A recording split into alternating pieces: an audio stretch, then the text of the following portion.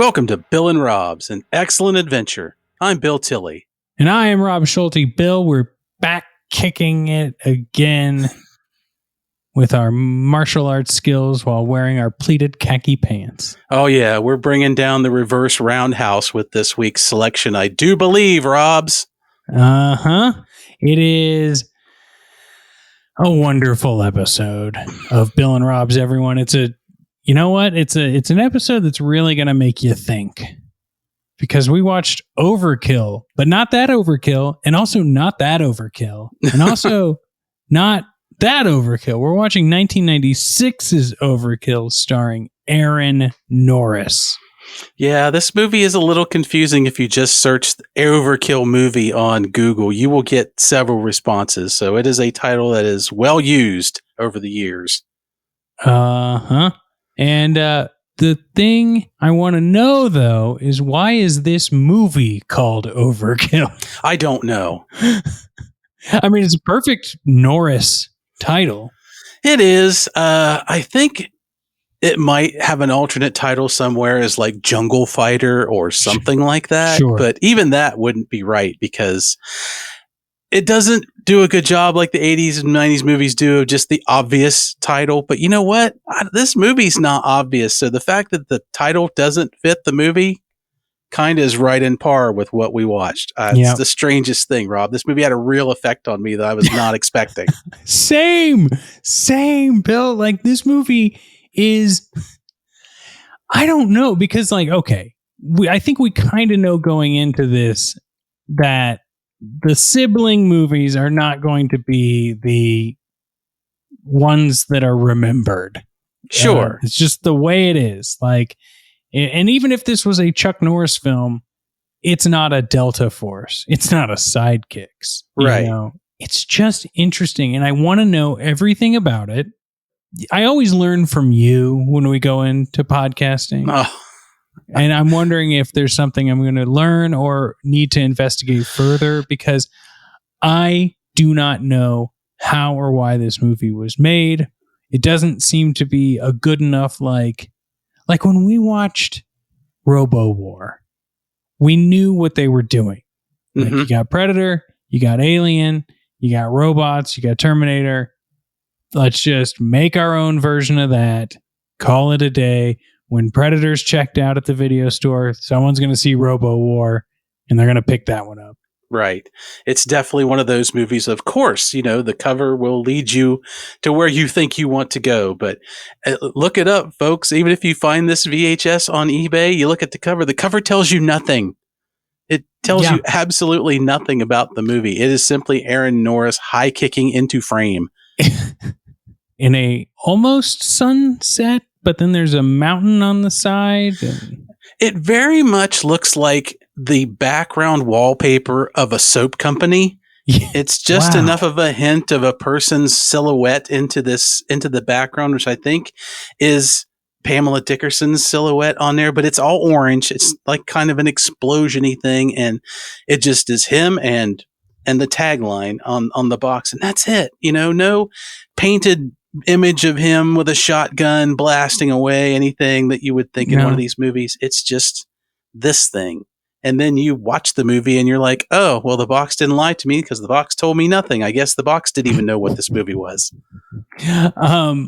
Okay, Bill, we talked about what this title could be potentially, how it doesn't say it. I just did a translation of one of the VHS covers that's in a different language. Ooh. Escape from Dusk, which also doesn't make any sense. No, because they're not escaping. No. What? Just no. No.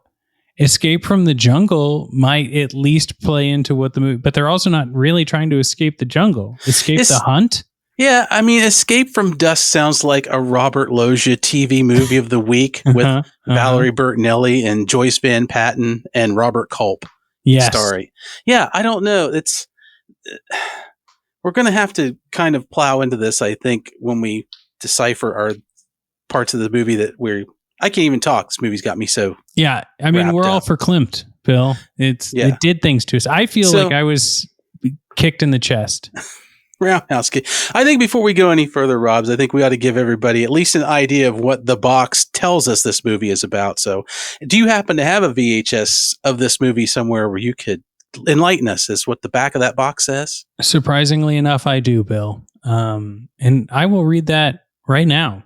Narcotics cop Jack Hazard, Aaron Norris, is no stranger to crime. He hunts it down for a living on the toughest streets in L.A. In need of a vacation, Hazard heads for the jungles of South America to get as far away from the hunt as he can. But a corrupt businessman's hunger for profit and destruction is pulling him back in. Now the hunter has become the hunted, and the key to his survival lies hidden within the jungle's most ancient and terrifying secret. What? Exactly. It's kind of like if you just put the covers for Romancing the Stone and Surviving the Game and any cop movie from the 80s in a blender and just tore them up and taped them back together. This is what you would get. Yep. I don't know what is going on here. I'm also confused at like what Aaron Norris's goals were. Because obviously he went on to direct and produce. Uh-huh. And focus more on that. Right. And of course, he's born into a movie royalty family with being a Norris. And of course, Chuck, his older brother, and all the stuff that goes with it. And, you know, they're very similar. You just let a look at them and see that. But it's clearly not one of those things where he's not a carbon copy of Chuck Norris or anything like that. So I don't know. His credits lean a lot more towards stunt work and behind the camera work instead of in front of the camera work. So, you know, I guess he just found that a lot more appealing, but he's definitely got the chops to do these kind of movies because above all, this is an action movie for bar none. It is definitely that. And this guy knows martial arts, you know, or at least he knows how to fake it pretty well. Yeah.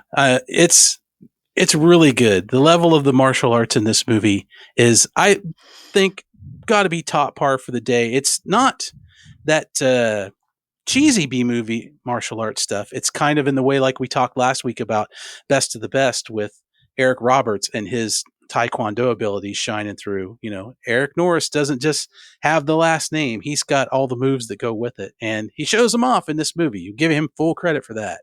That's true. That's true. Well, Bill, should we just talk about some fun facts?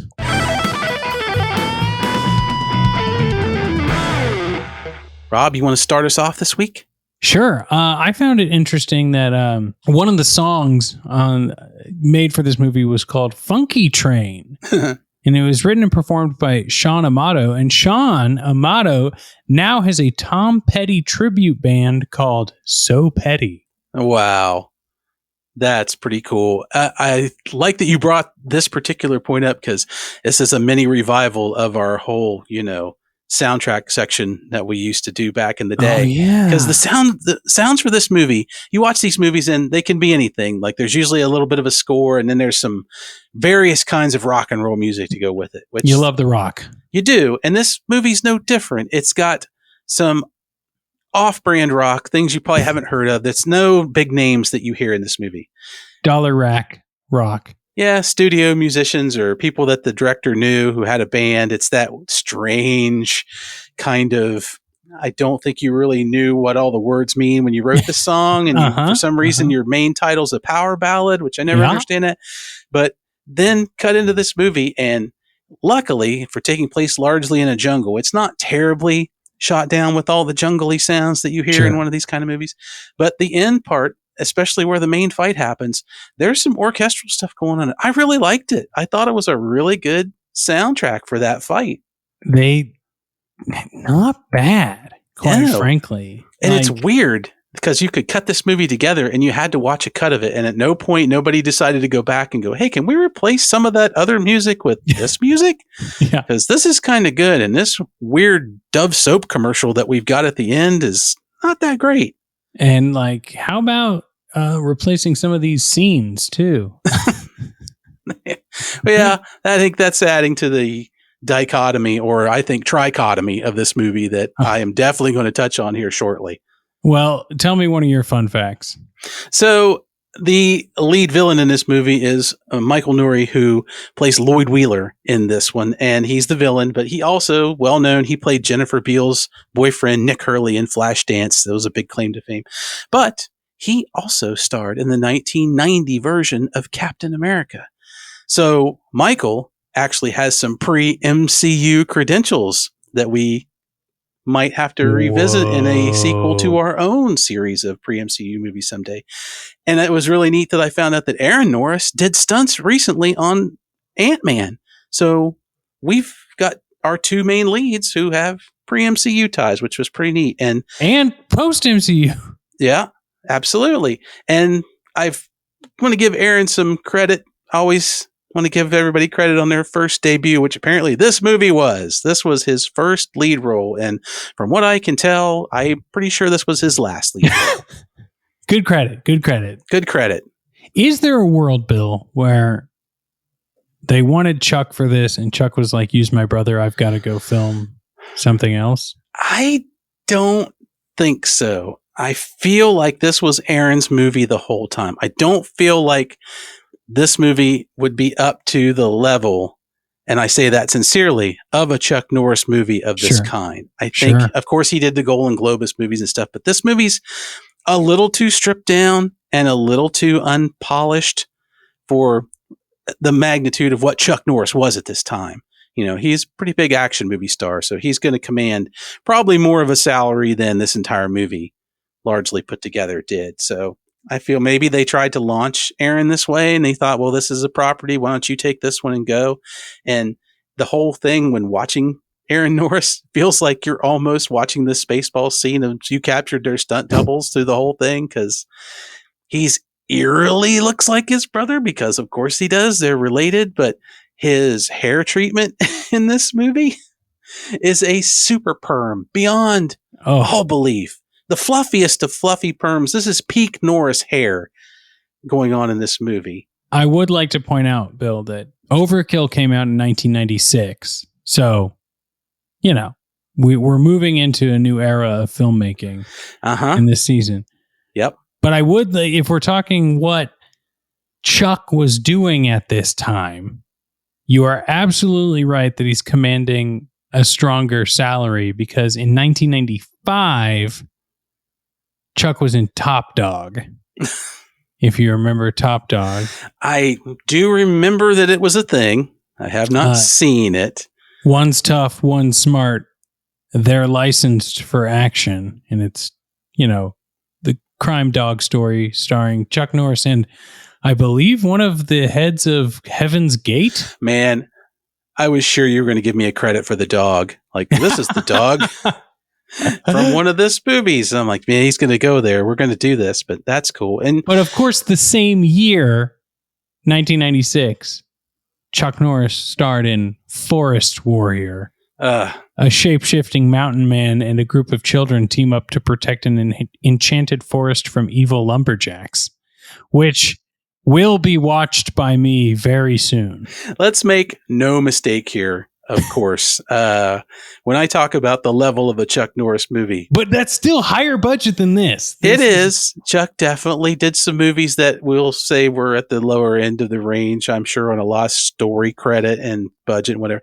But your note there actually brings me into my other fun fact, which I'll just dovetail into it. This movie was made by the Tanglewood Entertainment Group. Now, I'm always getting to be curious about the people that make these movies, so I try to dig into it. And this is another one where there's barely anything on this movie at all. And believe me, I'm sure you looked, I looked to a point where I haven't done this much research for a while and still came up dry. And this is Overkill. But the group apparently only made 4 movies, with this one with Aaron Norris, and they made Top Dog and Forest Warrior. What?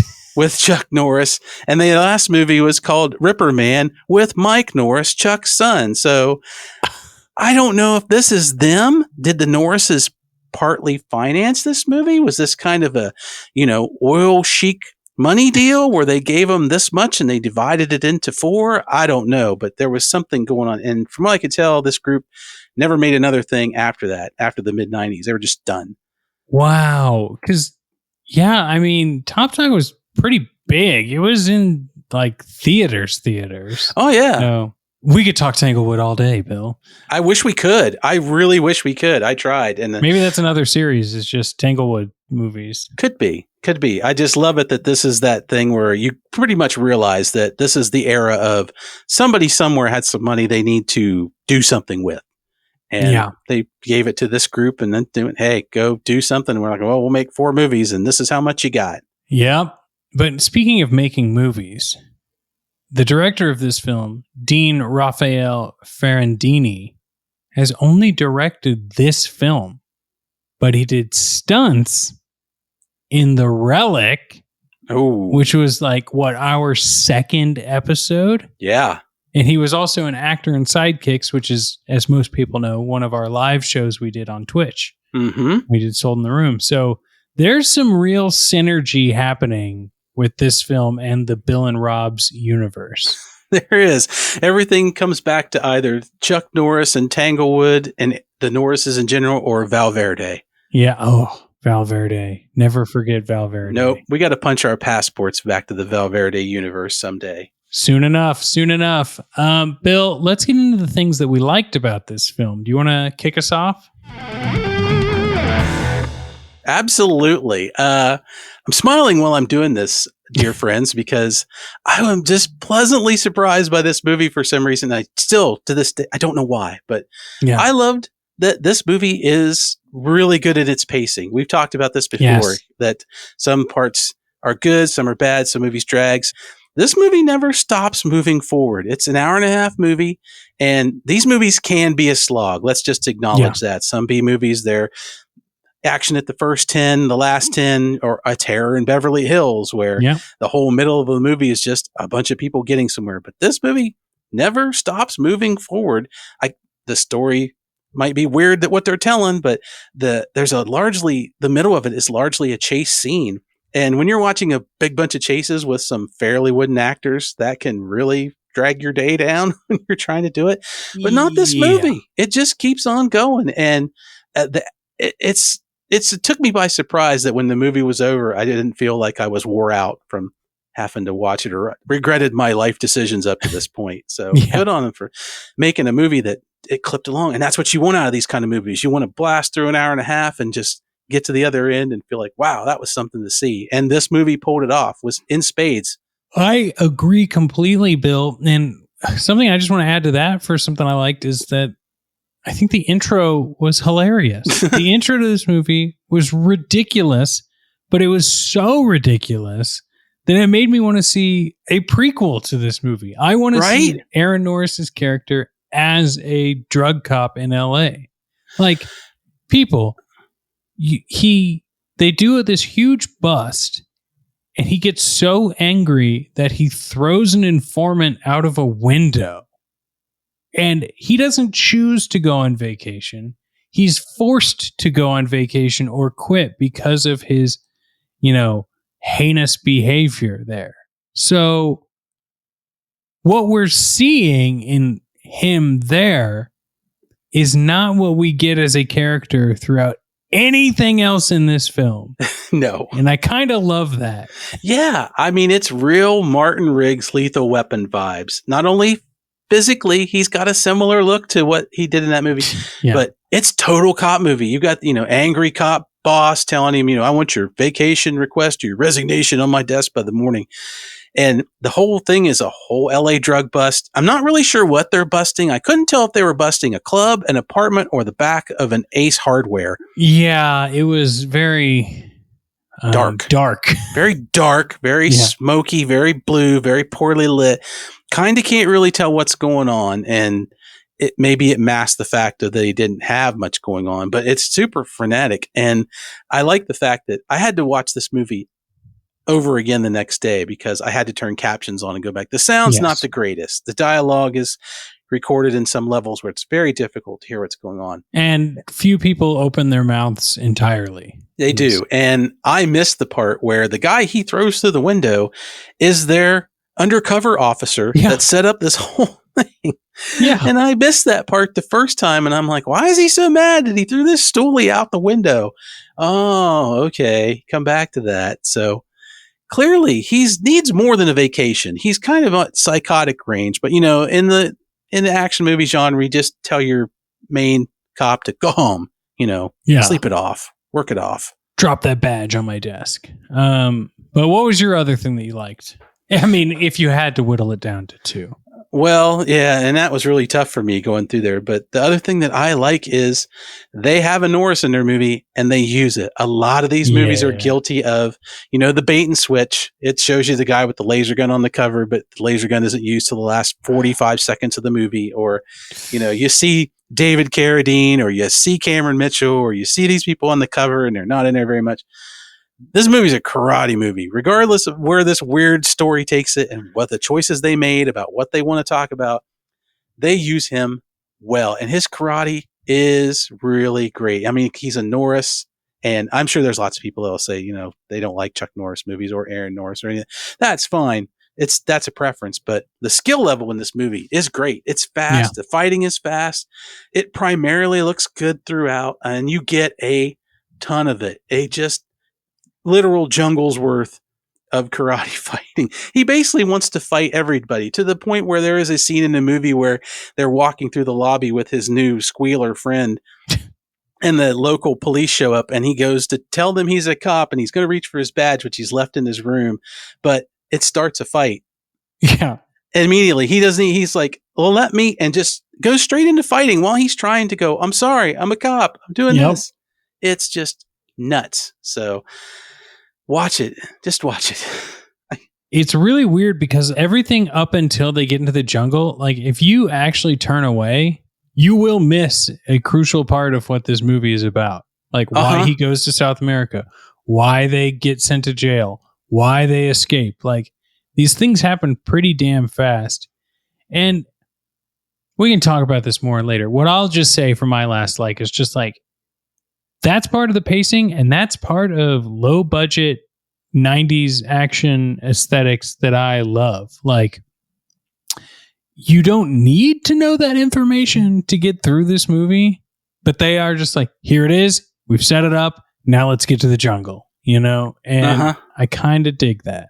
Yeah, it's a real guerrilla style movie making where it just clips right along. And I like it. I like that this movie moves instead of pads. Now, you could argue that a lot of the middle part is one big padding because it's kind of the same thing at that point of what's going on. But it's good. And it goes from here to here to here. And yeah, if you miss a spot, it will get a little confusing. That's why I had to backtrack, because there were some things I didn't understand. Why we went from businessman who looks like he's doing evil businessman things and land grabs and so and such to psychotic human game hunter. Yeah. So I missed Lloyd Wheeler's transition into Elmer Fudd of South America.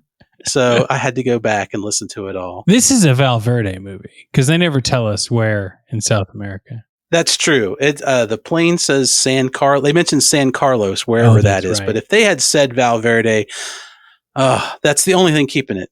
I think this is an honorary Valverde. I'm for that. I think we can dub this honorary Valverde for sure. Unfortunately, Bill, we didn't like everything about this film. True. I can get us started if you'd like, or would you like to get us started? I know it's tough. None of us want to say what we didn't like. Well, even the stuff that I didn't like, I like the fact that we can talk about it knowing that we're still smiling while we're doing it. So that's the best part about doing this show and why we're doing it in the first place. But I'll tell you something I didn't like about it. It's one of the actors kind of gets under my skin a bit. His name is Kenneth Moscow, and he played Gary Steiner. Gary is essentially the guy in the movie who figures out the bad doings of his boss. He's, of course, the bookkeeper. He's got the data. He knows what's going on. So he's got to be rubbed out. We find out later he also stole $10 million from Lloyd Wheeler. But he's just not good. He's the guy that Aaron Norris has to protect the whole movie. He is, but I feel like, and I'm watching him go, like, he didn't really establish his character in any way. It feels like he's trying to be a little bit of Leo Getz and a little bit of Louis Tully. Like he's loud and obnoxious one second, and then he's with it, but then the next minute he's frantic and doesn't understand anything about what's going on, but it all comes off super flat. He's not. Yeah. He constantly acts like a middle schooler. Yeah. You know what I mean? Like, I did this because I want this, and now I'm in trouble, and I don't know how to survive in the jungle, so I won't even try. Please just tell me what I need to do, Jack Hazard. Yeah, like he gets mad at him for no reason. He gets mad at Jack for just keeping him alive every so often, which is weird. Sometimes that means you got to be used as bait. They meet each other in a hotel lobby, and he sees Jack's badge, and then later he's like, well, you're a cop. I need help. And he basically tricks him into believing he's not a cop. Till later in the movie, he's like, you lied to me. You really are. Of course he's a cop. He's got a badge. Yeah, he's not like carrying a fake badge to South America. What? And he's just, I guess that's it. In a movie that's so frantic, he's the only thing that brings the pace down. I will say this. I'm glad he turned out to be the person who gets drug along on the adventure with Jack Hazard and not the bus announcer. I was so terrified that this guy was going to be the comedy relief in this story because his character is like if you took Jonathan Silverman and crossed him with Gilbert Godfrey. Oh, man. This is what you would get. His character is beyond annoying. It will make you hate the sound of anybody's voice for a good minute and a half he's in this movie. Absolutely. Bill, I'm going to give my two close together, if you don't mind, because absolutely they're in the same universe, right? Uh-huh. There's a scene where they're in jail, Jack Hazard and the gentleman you just talked about, Gary Steiner. And there is some terrible camera work. To the point where we kind of get an over the shoulder of Aaron Norris caring for a guy who gets beat up. And then we cut to Aaron Norris looking up at the bad cop guy.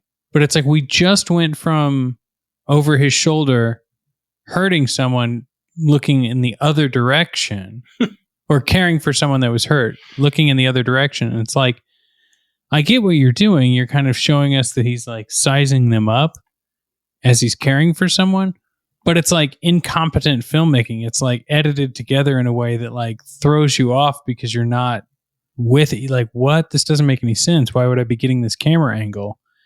And my second thought, if Aaron Norris was maybe a better actor, we might be able to buy into it a little bit more, but he's, as you said earlier, a little bit wooden. There's no real inflection in anything he says, and there's no real motivation for anything either. Yeah, Aaron Norris is a little bit wooden, is like saying a giant redwood is a kind of a tree. Yeah.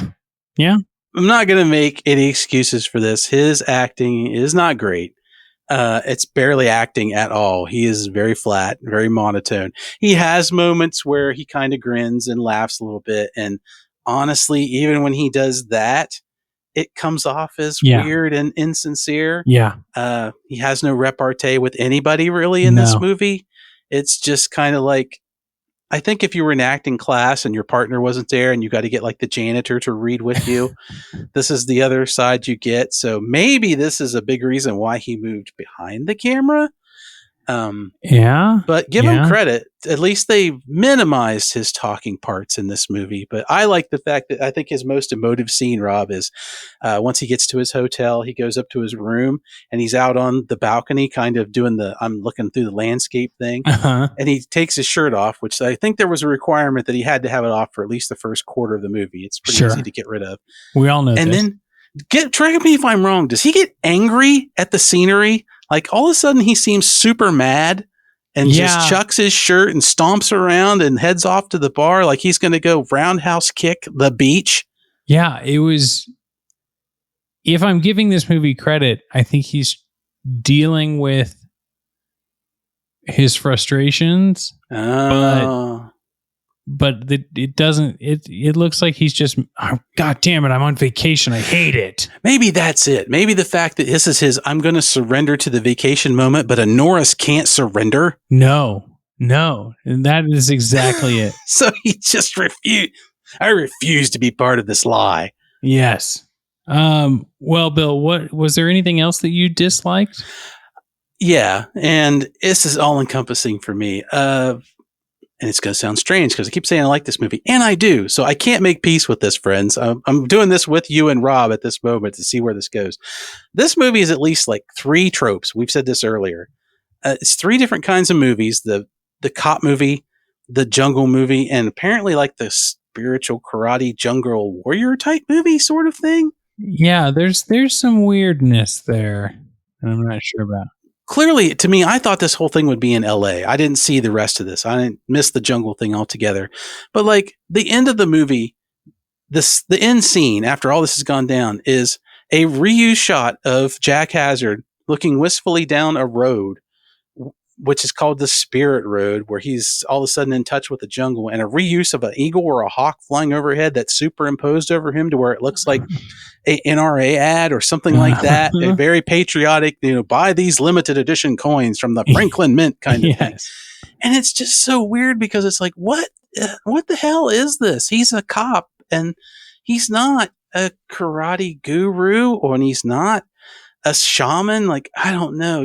I'm just watching this going, shouldn't he have just looked to camera and screamed, yeah, and thumbs up or something like that? Yeah. And that's what just encompasses this movie. And the characters are that way too. Like, they're all 3 different kinds of heroes. The villain is 3 different kinds. He's businessman 1 minute, and then he's, maniacal, crazy, like I said, Elmer Fudd, human hunter the next, and he just slides into it. They're all just like hodgepodges, almost like they just had 3 scripts, cut them into thirds, and stitched them together. And it's noticeable. It's weird, but for some reason, it's a weird that I enjoyed watching. I just can't explain it. But I know there's a better movie in here. Like you said, I think the prequel at the beginning is the better movie with some of these businessman elements, corrupt this and that. But we got a jungle movie, so I don't know. But it kept me at least watching the whole thing the whole time. Yeah, I'm with you too.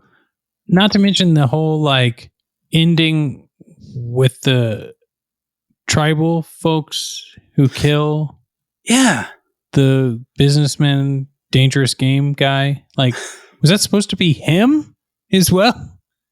I don't know. Like, I've had to laugh because businessman Lloyd Wheeler has all these guys in the forest that are also native guides, but for some reason the native guides look just like Jack Hazard. They have the same perms. Just wearing an animal skin? He's either fighting himself or he's fighting the ultimate warrior. I just don't know. It's just weird. It's very strange. Well, let's stop talking dislikes and let's start getting on the amusing train. Yes, there's moments to be amused by, for sure. Yes. The thing about this movie that really, really made me like go, okay, like kind of throw my hands up and go, okay, I love it. There's 2 sequences where Jack Hazard creates hazardous environments in the form of mousetrap level traps. Mm-hmm. And you don't see, it's not like in First Blood where you see him like carving stakes and then like tying them to something and then using a pulley system to do this, that, or the other. Like in First Blood, you don't have to know exactly how it works, but it telegraphs how it works, right? In the montages and seeing him tie knots and stuff. In this, you see him, for example, chop a piece of bamboo, and then in the next scene, the bad guys are walking in the water, and all of a sudden, all of these pieces of bamboo just shoot up and hit them in the face, like smack them right in the nose. I don't know how he made that work in a river, but he did. At another point, he asks, what's his name? His guy he's protecting. Find him a round rock. A rock like this size, but rounder. And then we see that plays out into an elaborate scheme where someone trips a wire and these rocks roll down bamboo shoots and then like giant logs destroy the camp. Don't ask me. He pulls off an A-team level of building combined with a MacGyver level of thinking and a Predator level of jungle warfare. Yes. On each one of the instances you brought up in the space of what had to be, according to the movie's in-time treatment, about 30 minutes. Yeah. And he miraculously knew where they were going to camp. Not only did he know where they were going to camp, he knew where they were going to pitch this giant dining tent that Lloyd Wheeler drags around with him to the jungle. Now, folks, let's just paint this picture. There's a jungle movie running through, so they're all backpacking. They're all backpacking, running through rivers and up mountains. You know, they're moving through a harsh terrain. Yes. Each time they make camp, Lloyd has them set up what is easily it looks like the tent at my wedding. Yeah, it is very much like we're on a like African safari and are putting up lodging for like 3 days. It's the Belloc tent from Raiders of the Lost Ark. Yes. That is exactly it. With a not a full dining table because they don't have the budget for that. With a very large folding table. They have a table. Table and dishes and silverware and candles. And I'm like, who the hell carries this shit through the woods for them? What poor bastard in this team is solely put on dining room duty because you don't see him in the back carting this 5,000 pounds of stuff through the woods. It's insane. For something they are convinced they're going to take care of in a day. Yeah. And again, we've just mentioned a bunch of parts of other movies mashed together. Yeah. That is a part of this movie. It is, I think now as we're talking it through, I think part of my fun was trying to ID all the different little tropes from other things because there are so many of them. Yeah. Well, what's one of your amusing moments? Well, one of mine is the hotel scene where Jack is checking in, and this hotel's looks like it's a fairly big lobby and there's lots of people in it, but I don't think they had enough extras on the day to really shoot this because I was watching this with my wife and she pointed out, check out this girl in the background. And there is a woman, very, very bright blonde hair and a like brown tennis dress, but it looks like it's made out of corduroy and some high top white shoes. She's very noticeable. Let's put it that way. In a crowd of people on vacation, she's extra noticeable just because of who she is. She walks away from the camera twice while he's at the desk and doesn't move. The camera angle switches once. She's walking out stage right and she disappears. And then they cut from Jack over to Gary, back to Jack. And you see her walking away again. You can't miss her. And then they keep doing their business at the desk. She re-enters from stage right because I guess she forgot where she was going. And then she re-enters from stage right again without exiting about 10 seconds later. You just keep seeing her float through the background.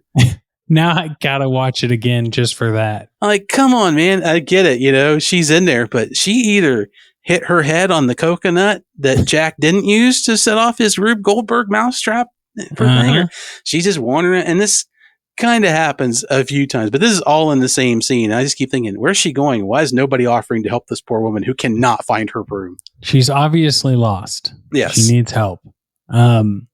Speaking of lost, I got really lost watching the amusing knife fight at the end of this movie. Now, I want to give this movie credit in that the fighting scenes were good. We talked about that.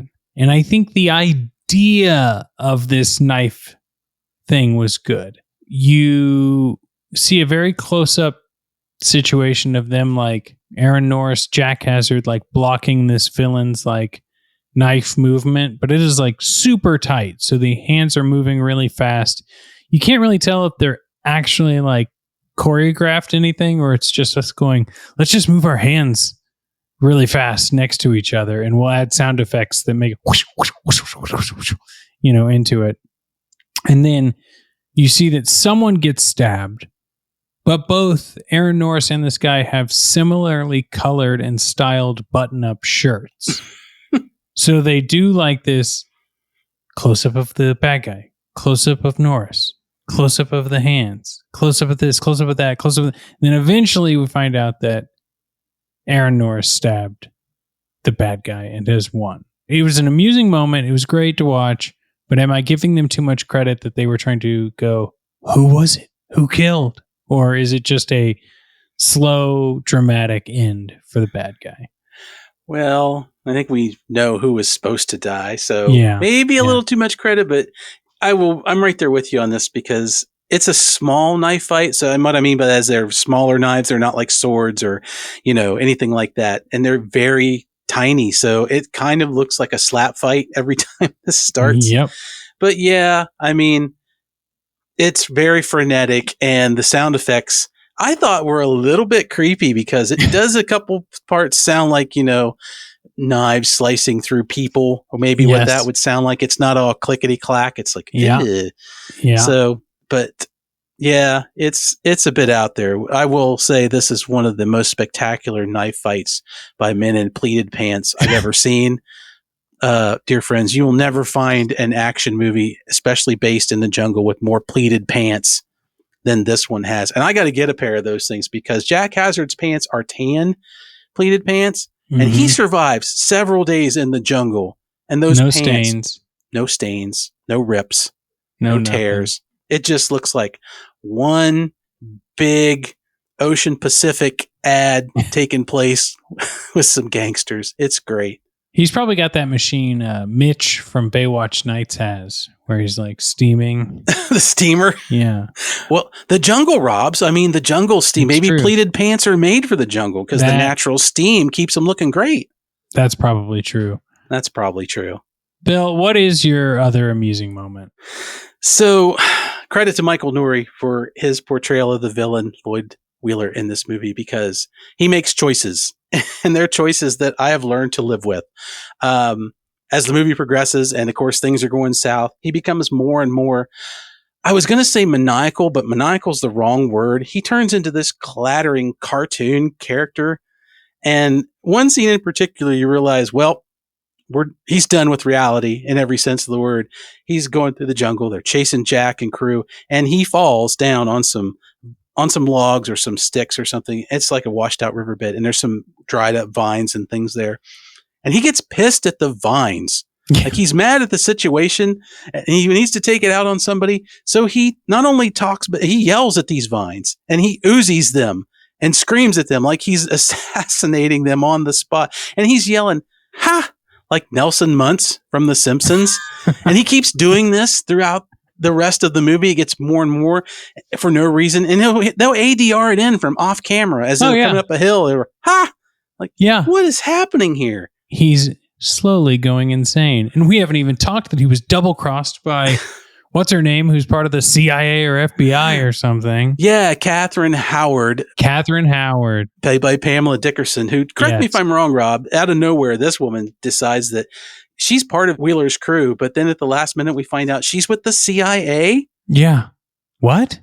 So did she work for him for months doing illegal operations and illegal things and condoning this stuff just to uncondone it at the last minute in this movie?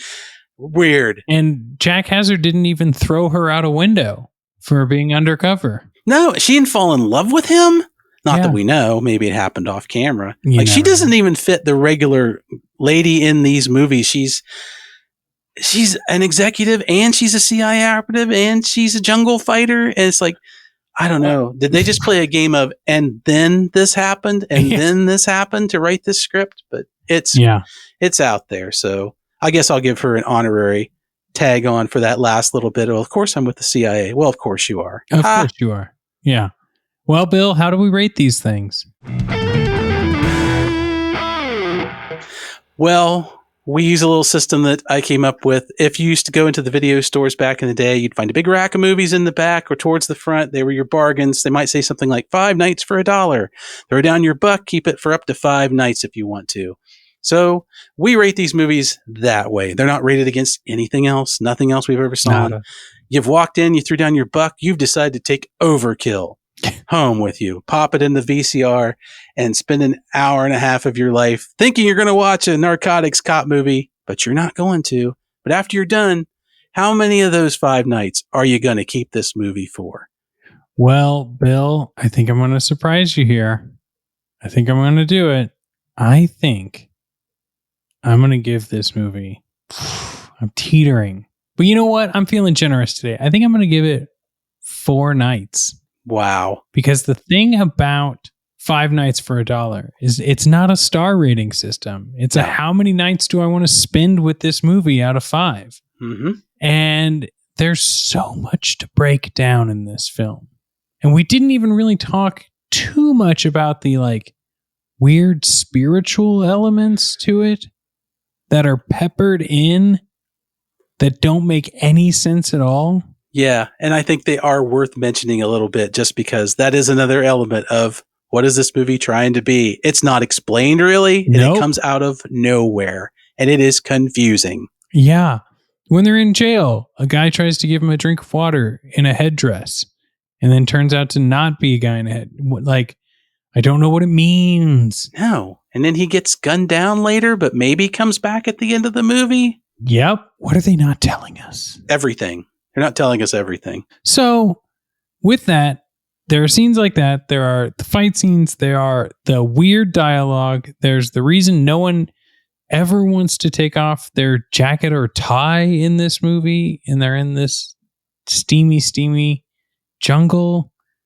Why don't his pants have any stains? He's climbing trees. Like, there's so many questions that I need 4 nights with this movie just to wrap my head around it. So how about you?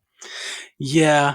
I'm not going to go 5 because that would be disingenuous.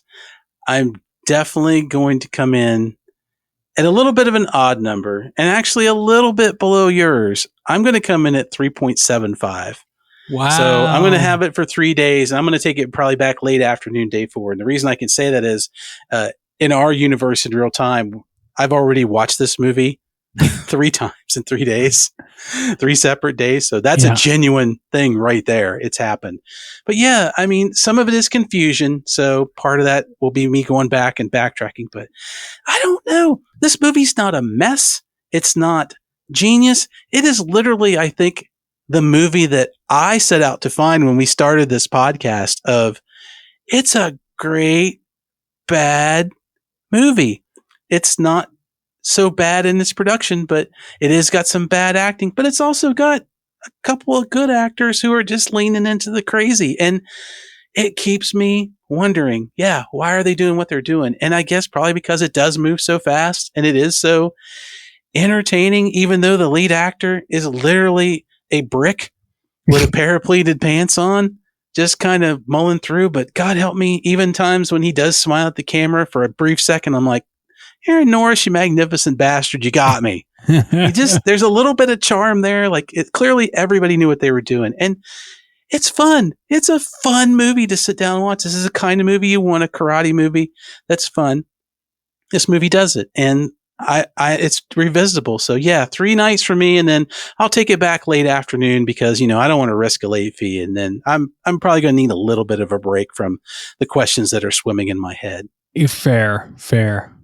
Well, Bill, I just want to say thanks to all the patrons out there, and thanks to Rob Adler for joining our team and helping us sift our way through these wild films. Bill, we got a special guest coming up in a couple of episodes, and then I think we only have 3 more in this season, right? I think so. Yeah, I'm looking at the spreadsheet. We're getting there, man. We're getting there. Yep, we are going to come to the end of these family reunions fairly soon, but, Man, I got to start thinking about what I'm going to be doing next season. I know. I'm thinking about it because it's always entertaining to think about what you're going to come up with next. That's part of the great thing about not having one solid genre that we pick through. Yes. Well, thank you, everyone, and thank you, Bill. I think let's call it a night. All right. I like it. I think I'm going to go find some pleated pants and take a walk outside in the jungle.